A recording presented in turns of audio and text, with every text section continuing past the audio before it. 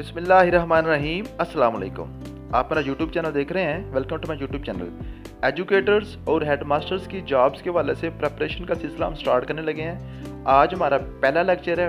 पहले लेक्चर के बाद इंशाल्लाह ये सीरीज़ के साथ चलेंगे लेक्चर्स हमारे, और जब तक आपकी तैयारी मुकम्मल नहीं हो जाती हम इस तरह इसको डेली बेस पे चलाएंगे। जैसा कि मैंने आपको कल बताया था कि कल 28 अगस्त से हम इसको स्टार्ट कर रहे हैं। व्हाट्सएप ग्रुप्स हमारे जनरेट हो चुके हैं। मेल का अलहदा जनरेट है, फीमेल का अलहदा है। मेल में फ़ीमेल को ऐड होने की इजाज़त नहीं है और फीमेल ग्रुप में मेल को ऐड होने की इजाज़त हरगिज़ नहीं है।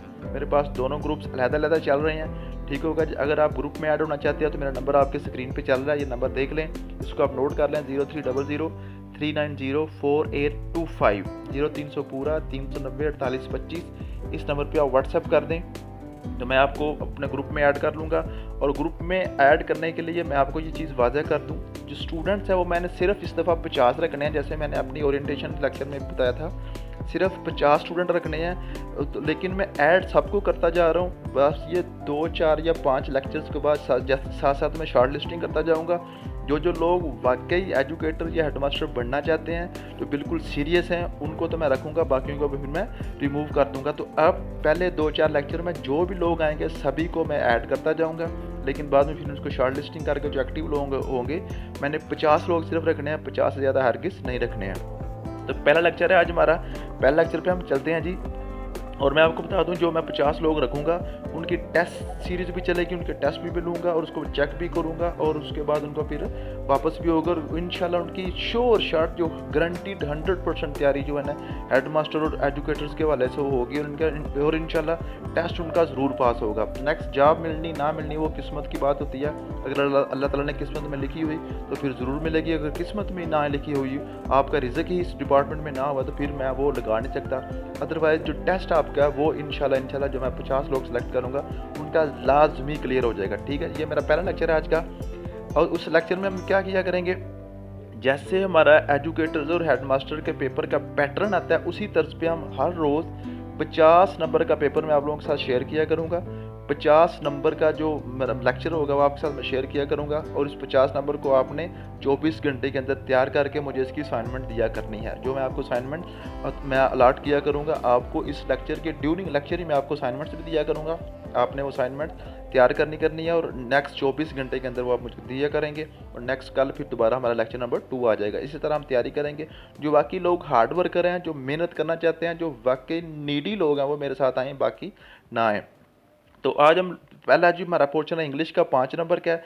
एजुकेशन यानी कि पेडागोजी के 20 नंबर मैंने रखे हैं। इस्लामियात का पोर्शन 5 नंबर का, साइंस का पोर्शन 5 नंबर का, मैथमेटिक्स का 5 नंबर का, जनरल नॉलेज का 5 नंबर का, और करंट अफेयर्स का 5 नंबर का, और उर्दू का 5 नंबर का मैंने पोर्शन रखा है। ठीक होगा, इस तरह ये 50 नंबर पूरे हो जाते हैं। तो पहला हमारा जो पोर्शन है जो इंग्लिश है, इंग्लिश क्या जी, इंग्लिश 5 नंबर की है। और इंग्लिश का मैंने टॉपिक सेलेक्ट किया, जो हम स्टार्ट लेंगे वो है प्रेपोजिशन से। जैसा कि आपको पता है कि प्रेपोजिशन हर पेपर का लाजमी हिस्सा होती है। तो प्रेपोजिशन आज हम प्रेपोजिशन सीखेंगे ओन की। ओन कहाँ कहाँ पे लगता है, ओ एन, ऑन भी इसको बोलते हैं, ओन भी बोलते हैं। ठीक होगा जी। तो आपने ये बात पक्की याद कर लेनी है, प्रेपोजिशन जो ओन है, ओन सिर्फ 5 तरह के सेंटेंसेस में यूज़ होता है। 5 कौन कौन सी चीज़ें, अगर किसी सेंटेंस में सरफेस यूज़ हो जाए, ये मैंने लिखे हुए हैं, डेज एंड डेट्स यूज़ हो जाएं, डे आ जाए या डेट आ जाए, फिर भी आप ऑन यूज़ करेंगे। डिवाइस या मशीन, किसी किस्म की डिवाइस, कंप्यूटर है, मोबाइल है, कोई मशीन यूज़ हो रही है तो आप ऑन लगाएंगे। बॉडी पार्ट्स के लिए आप ऑन लगाएंगे। करंट सिचुएशन के लिए आप ऑन लगाएंगे। ठीक है, इन सभी के लिए मैंने एक आपको एग्जांपल आपके लिए रखी है, आप एग्जांपल देख लें, आपको क्लियर हो जाएगा। इसके अलावा प्रेपोजिशन के हवाले से मेरी डिटेल्ड वीडियोस भी मेरे यूट्यूब चैनल पे पड़ी हुई हैं, इसका लिंक भी मैं आप डिस्क्रिप्शन में दे दूंगा। अगर आपको प्रेपोजिशन के हवाले से कोई मसला हो तो आप मेरी प्रेपोजिशन की 4-5 वीडियोस जो डिटेल्ड हैं वो सारी डिटेल्ड वीडियोस देख लें, तो आपको प्रेपोजिशन क्रिस्टल क्लियर हो जाएगी। ठीक है, और ऑन की स्पेशल वीडियो भी पड़ी हुई है। तो पहला क्या था जी, सरफेस। सरफेस क्या होती है, सतह, किसी भी चीज़ की सतह। जब कोई भी चीज़ किसी सतह के ऊपर पड़ी होती है ना, किसी के साथ टच होती है, उस पर हम ऑन लगाते हैं। जैसे the book is dash the table, the book is on the table. ठीक हो गया जी, the book is on the table. ये बुक कहाँ पड़ी हुई है, टेबल की सतह के ऊपर पड़ी हुई है। ठीक हो गया जी। अगर कोई बंदा पढ़े जी, मेरे ऊपर जिम्मेदारियों का बोझ है, तो वो जिम्मेदारी का जो बोझ है आपकी सतह के ऊपर नहीं पड़ा हुआ, आपके सर के ऊपर टच नहीं हुआ, वहाँ पे आप ऑन नहीं लगाएंगे। The book is on the table, ठीक होगा जी। तो किसी भी चीज़ की सतह के ऊपर जो चीज़ पड़ी है तो उस पर हम क्या लगाते हैं, ऑन लगाते हैं। दूसरी हमारी टाइप होती है डेज एंड डेट्स। अगर किसी सेंटेंस में डे या डेट की बात आ जाए तो आप क्या लगाएंगे, ऑन लगाएंगे। जैसे he will come dash Wednesday, वो बुध को आएगा, ठीक। ये नहीं कहा कल आएगा, परसों आएगा, 4 दिन बाद आएगा।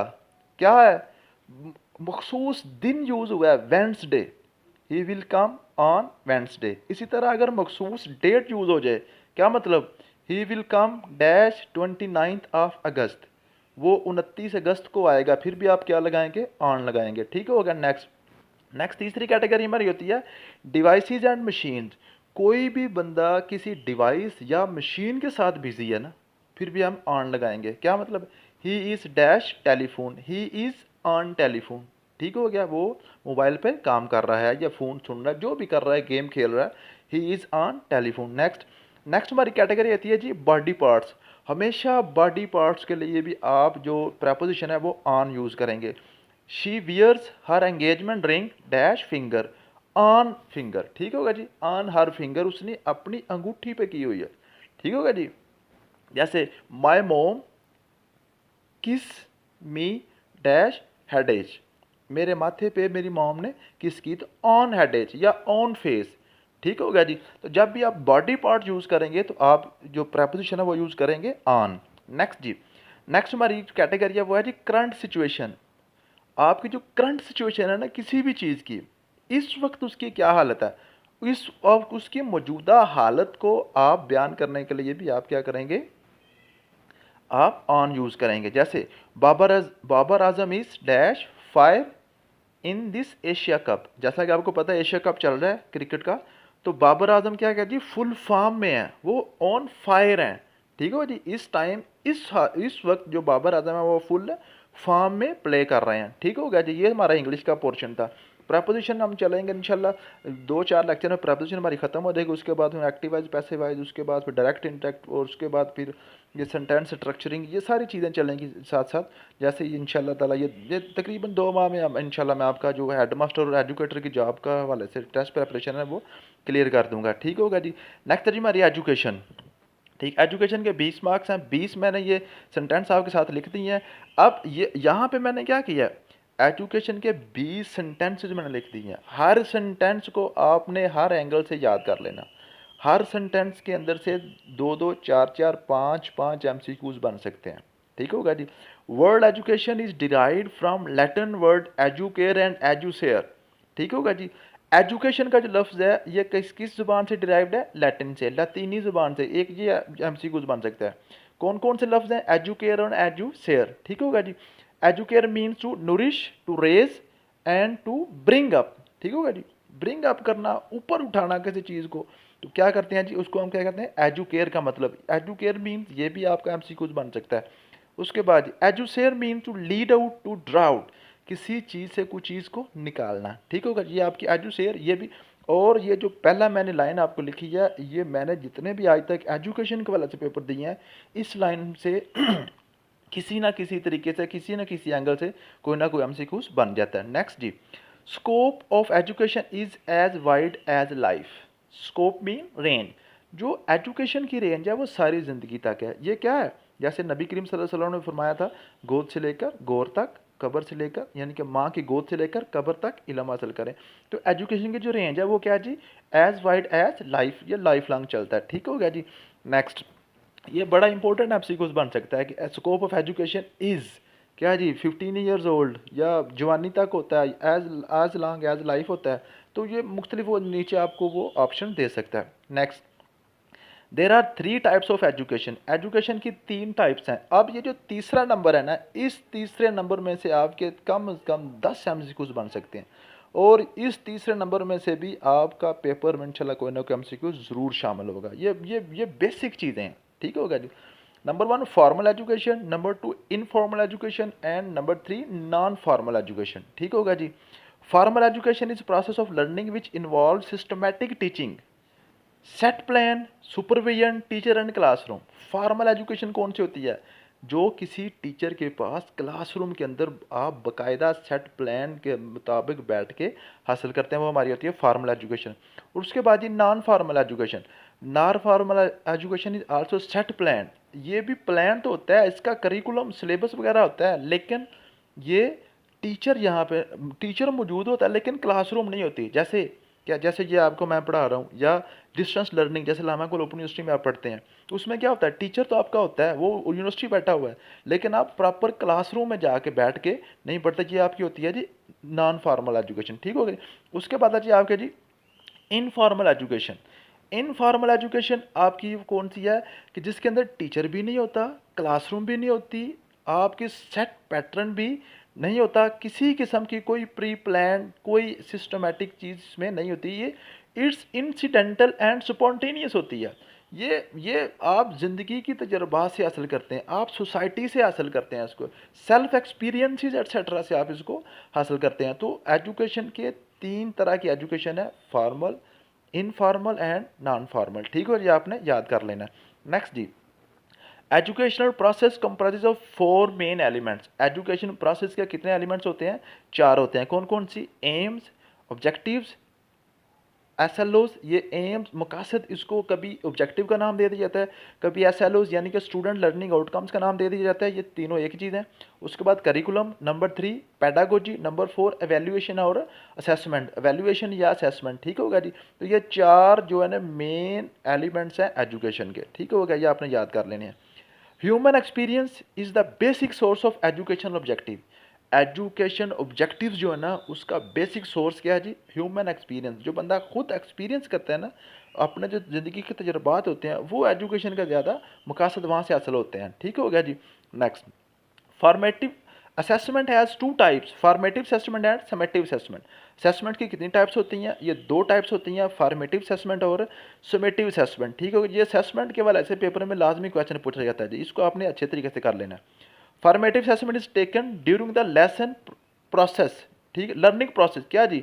फॉर्मेटिव असेसमेंट होती है वो जो जब आप लर्न कर रहे हैं, जब पढ़ा रहे हैं, तो उसके दौरान ही आप पेपर लेना शुरू कर देते हैं, और लेक्चर के दौरान ही स्टूडेंट से टीचर पूछना शुरू कर देता है कि क्या आपको समझ आई है, आप आएँ जरा व्हाइट बोर्ड पे इस क्वेश्चन के करें, या आपके क्लास टेस्ट होते हैं। ठीक होगा जी। ये टेस्ट वगैरह जो होते हैं ना, तो ये आपकी फॉर्मेटिव असेसमेंट होती है। और ये जो फॉर्मेटिव असेसमेंट होती है, ये जो लर्नर होता है ना उसको चांस देती है इम्प्रूवमेंट का। अगर आपका टेस्ट ख़राब हो गया तो ये इसका मतलब ये नहीं है कि आपकी डिग्री ख़राब हो गई है, आप कल से इसको दोबारा चेक करके दोबारा अपनी गलतियां ठीक करके आप इसको इम्प्रूव कर सकते हैं। Summative assessment is and product, ये आखिरी होती है, एनुअल या फाइनल एग्जाम्स वगैरह। अब इसमें क्वेश्चन कैसे पूछा जाता है? इसमें क्वेश्चन पूछा जाता है कि class test is type of dash assessment, ये कौन सी असेसमेंट है। फाइनल एग्जाम कौन सा है? फाइनल एग्जाम समेटिव असेसमेंट है, और क्लास टेस्ट जो है वो हमारा फॉर्मेटिव असेसमेंट है। ठीक है जी। It does not give chance to improvement. जो समेटिव असेसमेंट होती है ना, ये फिर इम्प्रूवमेंट का चांस नहीं देती। जो फेल हो गया वो फेल हो गया, जो पास हो गया वो पास हो गया। ठीक हो गया जी। Next, pedagogy. Pedagogy is concern with teaching methodologies, teaching text, teaching techniques वगैरह को जो यूज़ करते हैं उसमें क्या होती है जी, उसको हम क्या कहते हैं? Pedagogy. Like lecture method, activity based learning, problem solving method etcetera. ठीक हो जी। Lecture method is suitable for higher level classes. ये बड़ा इंपॉर्टेंट एमसीक्यूज है कि लेक्चर मेथड कौन सी क्लासेज के लिए सूटेबल होता है, ये हायर लेवल के लिए होता है। ठीक होगा जी। उसके बाद जी एंड्रागोजी। ऊपर हमने क्या पढ़ा? पेडागोजी, नीचे क्या है जी? एंड्रागोजी। पेडागोजी और एंड्रागोजी दोनों सेम तकरीबन चीज़ें होती हैं, लेकिन इसमें थोड़ा सा फ़र्क होता है पेडागोजी और एंड्रागोजी में।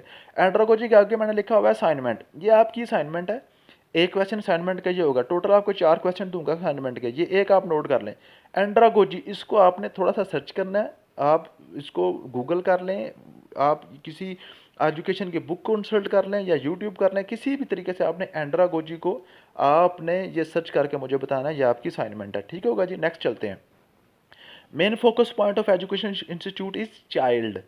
ये बड़ा इंपॉर्टेंट है कि जो तलीमी इदारा होता है उसका मेन फोकस क्या होता है? उसकी बिल्डिंग नहीं होती, उसका टीचर नहीं होता, उसके रिसोर्सेज नहीं होते, क्या होता है? चाइल्ड होता है, बच्चा होता है। असल मकसद क्या है एजुकेशनल इंस्टीट्यूट बनाने का? बच्चा। ठीक होगा जी। Teacher's role in educational process is an assistant. Teacher का जो रोल होता है वो एक मददगार होता है। किसका? बच्चे का। बच्चे की लर्निंग को असिस्ट करता है। ठीक हो गया जी।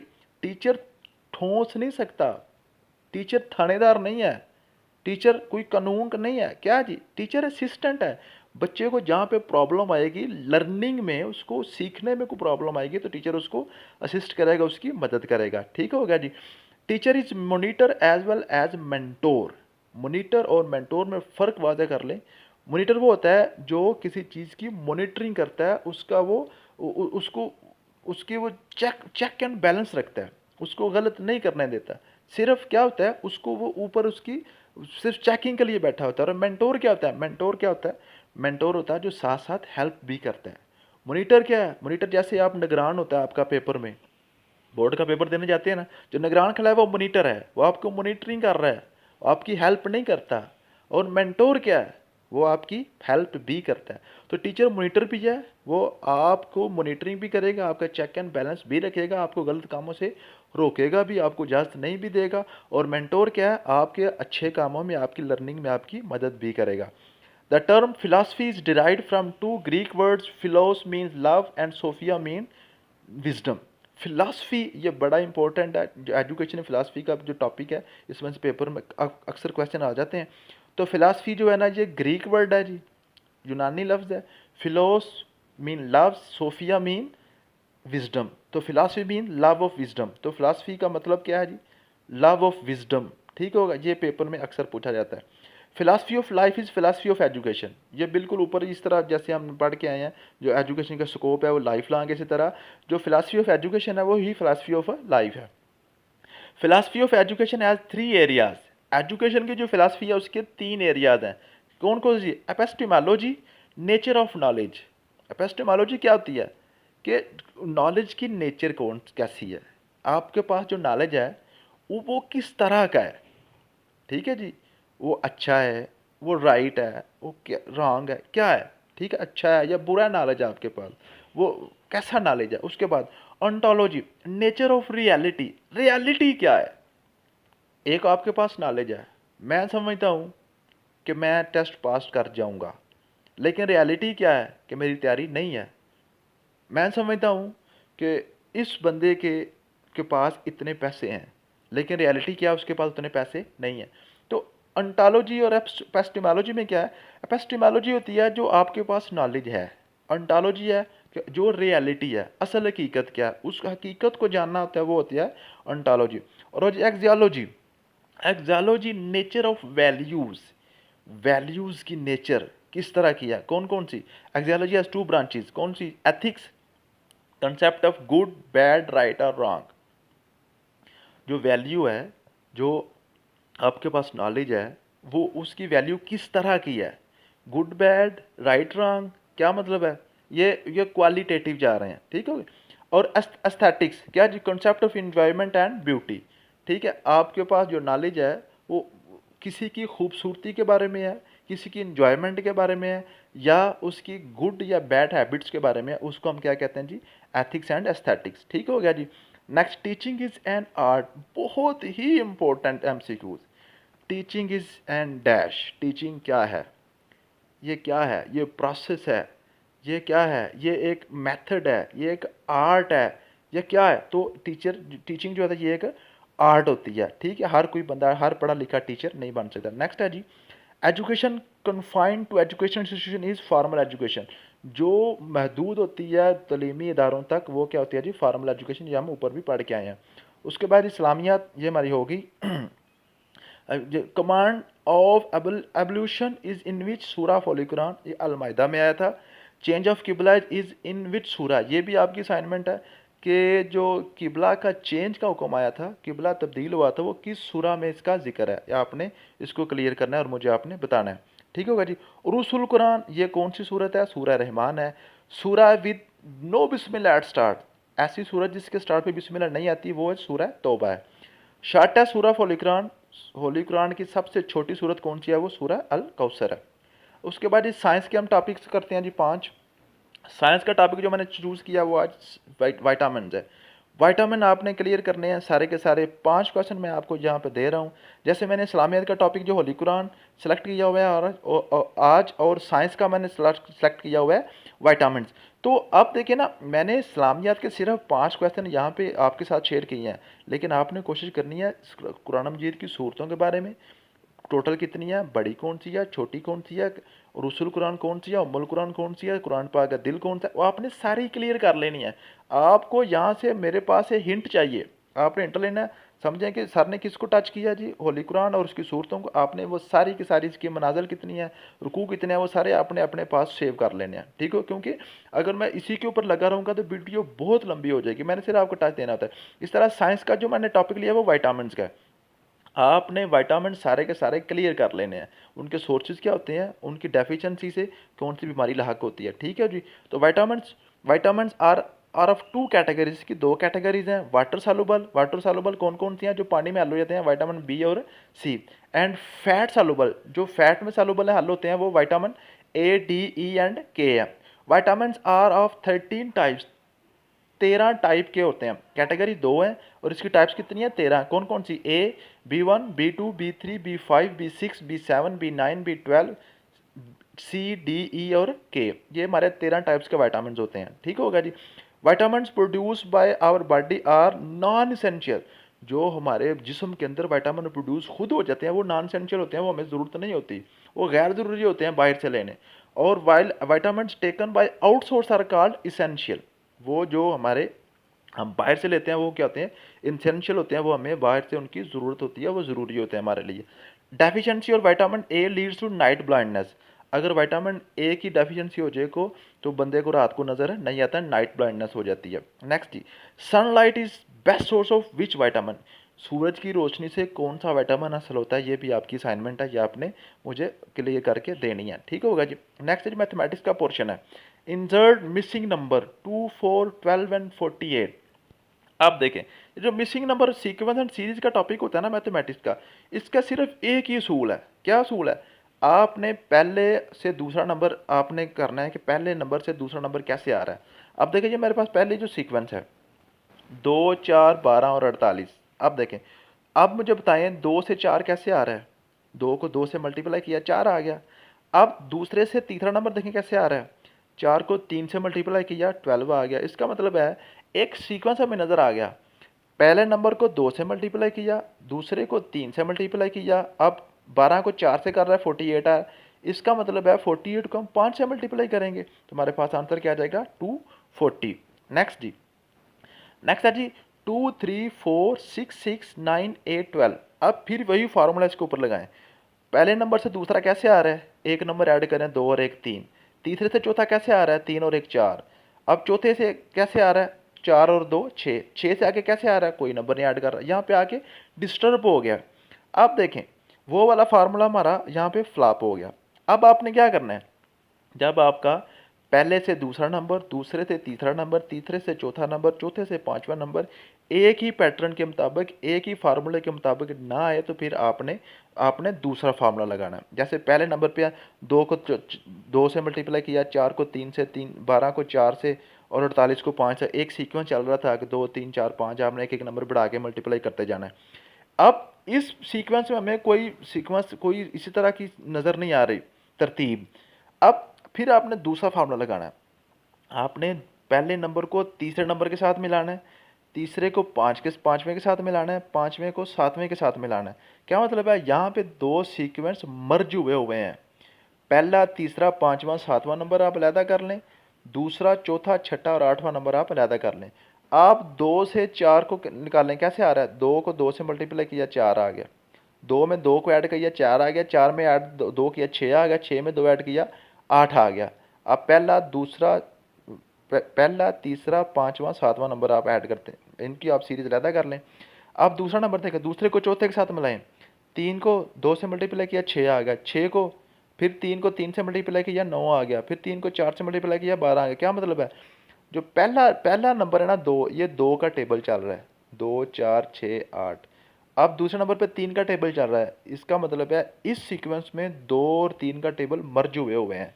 पहला चौथा, पहले नंबर को तीसरे से, फिर पाँचवें से, फिर सातवें से मिलाएं तो ये 2 का टेबल निकल रहा है, और दूसरे नंबर को चौथे छठे आठवें से मिलाएं ये 3 का टेबल निकल रहा है। तो आपका आंसर क्या आ जाएगा, 10 आ जाएगा, ठीक हो गया जी। Next, what will come next, इसके बाद क्या आएगा 421, ये आपकी असाइनमेंट है, ये आपने करके दिखानी है ये कैसे आएगा। ठीक हो गया। अगर ना आए तो आप मुझसे कंसल्ट कर सकते हैं व्हाट्सएप पे, मैं आपको सारा समझा दूंगा। अब ये क्या जी 1 2 3 4 5 8 7 16 और 9, इसमें भी कोई हमें सीक्वेंस नज़र नहीं आ रहा, लेकिन सीक्वेंस है, वही काम है। कौन सा काम है? ये भी मर्ज हुए हैं दो सीक्वेंस, पहले को तीसरे से, तीसरे को पाँचवें से, पाँचवें को सातवें से मिलाएं, दूसरे को चौथे से, चौथे को छठे से, छठे को आठवें से मिलाएं। तो ये दो सीक्वेंस आप अलहदा कर लें, आपको इसका आंसर मिल जाएगा 32। नेक्स्ट 1 3/2, 2 5/2, 3 7/2, ये क्या जी? ये भी आपके पास सीक्वेंस एक नज़र आ रहा है आपको। आपने क्या किया, ये आप अब देखें 1 और 3/2, 3/2 क्या का मतलब है? 1.5, 1.5, ये क्या कर रहा है? 0.5 का इजाफा कर रहा है सब में। एक फिर 3/2 का मतलब है 1.5, 1.5 में से फिर आधा नंबर ऐड किया 2 आ गया, 2 में आधा नंबर किया 2.5 आ गया, 5/2 को 2.5 कहते हैं ना, 2.5 में आधा नंबर ऐड किया 3 आ गया, 3 में आधा नंबर ऐड किया फिर ये 3.5 यानी कि 7/2 आ गया, और 7/2 में आप आधा नंबर ऐड करने का फिर ये पूरा आ जाएगा 4, ये आपका आंसर आ जाएगा। ठीक होगा जी। उसके बाद जी जनरल नॉलेज, जनरल नॉलेज आप 5 नंबर है। When Soviet Union invaded Afghanistan, कब आया था? 24 दिसंबर 1979 में। ठीक है जी। When Soviet Union left Afghanistan, 15 फरवरी 1989। When NATO forces left Afghanistan, मई 2021 में। When USA last troop left Afghanistan, 30 अगस्त 2021 को यूएसए ने छोड़ दिया था, अफगानिस्तान से निकल गए थे। Which countries call buffer state, Afghanistan को बफर स्टेट भी कहते हैं। अब यहाँ पे जनरल नॉलेज देखें, जनरल नॉलेज में आपको मैंने हिंट दे दिया, क्या जी? अफगानिस्तान, अफगानिस्तान की जो जितनी भी जंगें हैं, रूस कब आया था, अमेरिका कब आया, कब गया, ये आप अफगानिस्तान को थोड़ा सा सर्च कर लें। इसके बारे में आप, मैंने 5 क्वेश्चन आपको बताए हैं, आप 15-20 इसके क्लियर कर लें, आपका जनरल नॉलेज क्लियर हो जाएगा अफगानिस्तान के बारे में। नेक्स्ट कल आपको एक और टॉपिक दूंगा। उसके बाद ही करंट अफेयर, करंट अफेयर जो मोस्ट इंपॉर्टेंट करंट अफेयर आजकल चल रहा है वो हमारा जी कॉमनवेल्थ गेम्स जो अभी हुई हैं। ठीक हो गया जी। कॉमनवेल्थ गेम्स, ये आपको हिंट मिल गया, आपने कॉमनवेल्थ गेम को सर्च कर लेना है और इसके बारे में आपने इन्फॉर्मेशन गैदर कर लेनी है। मैं आपके साथ 5 इन्फॉर्मेशन दे देता हूँ। Commonwealth Games 2022 held in Australia में हुई हैं। Pakistani weight lifter Nooh Butt lifted 405 kg weight in Commonwealth Games 2022 and 1 gold medal. अब इस लाइन में देखें 4-5 एमसीक्यूज आ रहे हैं। पाकिस्तानी नो बट कौन है? वेट लिफ्टर है। कितना वेट उठाया? 405 किलो उसने उठाया। कहाँ पे उठाया? कॉमनवेल्थ गेम्स में उठाया। कौन सी में? 2022 की में। और उसने क्या किया? गोल्ड मेडल जीता है। ठीक हो गया जी। अरशद नदीम, ये क्या है जी? ये नेज़ा फेंकता है, 91 मीटर 91 मीटर इसने फेंका है। कॉमनवेल्थ गेम में इसने भी गोल्ड मेडल जीता है। ठीक होगा जी। Commonwealth Games are games of countries which remain under Britain empire, क्या मतलब है? कॉमनवेल्थ गेम्स सिर्फ उन ममालिक के दरमियान होती है जो कभी न कभी बरतानिया के अंडर रहे हैं। जैसे यहाँ पे पाकिस्तान और इंडिया के ऊपर बरतानिया की हुकूमत रही है ना, ईस्ट इंडिया कंपनी की, इस तरह जितने भी ममालिक के ऊपर तकरीबन 54 ममालिक के ऊपर इनकी हुकूमत रही है बरतानिया की कभी ना कभी। तो उन तमाम ममालिक जो इनके अंडर रहे हैं उनके जो गेम्स करवाते हैं, ये इनको क्या कहते हैं? Commonwealth Games. Commonwealth Games held after 4 year, हर 4 साल बाद होती हैं। उर्दू के 5 नंबर हैं जी। दो या दो से ज़्यादा अल्फाज मिलकर जुमला बनाते हैं। जुमला की डेफिनेशन अक्सर पूछी जाती है। बामानी बात जो सुनने वाले को समझ आ जाए जुमला कहलाती है। ठीक हो गया जी। मिसाल के तौर पर इल्म नूर है, एक जुमला है, इसमें 3 अल्फाज इस्तेमाल हुए हैं। ठीक होगा जी।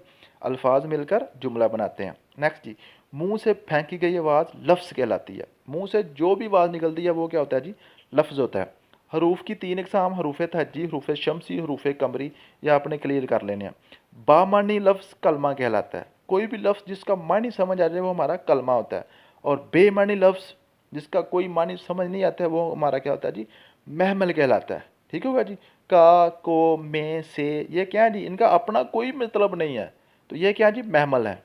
और बामानी लफ्ज़ क्या आता है? वो हमारा कलमा होता है। ये आज का हमारा लेक्चर था जी। अगर आपको समझ आई है तो आप मेरी वीडियो को लाइक कर दें और कमेंट में आपने ज़रूर बताना है कि वीडियो आपको कैसी लगी है। ठीक होगा जी।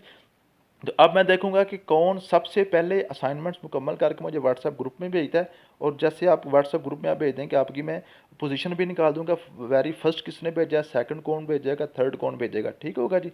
उसके बाद मिलते हैं नेक्स्ट वीडियो में कल इंशाल्लाह लेक्चर 2 के साथ हाजिर होऊंगा। तब तक के लिए अल्लाह हाफिज़।